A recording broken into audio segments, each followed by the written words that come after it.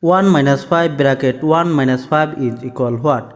Here 1 minus 5 gives us negative 4 multiply 1 minus 5 gives us negative 4, and this negative 4 times negative 4 gives us positive 16, but it is not correct. Now I will apply PEMDAS rule to solve this math correctly. Here PEMDAS,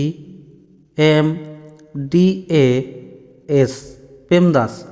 According to PEMDAS rule, at first we have to work with parentheses, then exponent, then multiplication or division, then addition or subtraction. Remember, multiplication and division have same priority. For this we have to work left to right, and addition and subtraction have same priority. For this we have to work left to right also. Therefore, at first we have to work with this parenthesis. Here 1 minus 5 multiply 1 minus 5 gives us negative 4. According to the order of operation, now I have to work with this multiplication.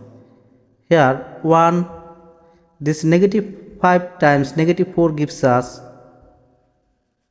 positive 20, and 1 plus 20 gives us 21, and this is correct answer.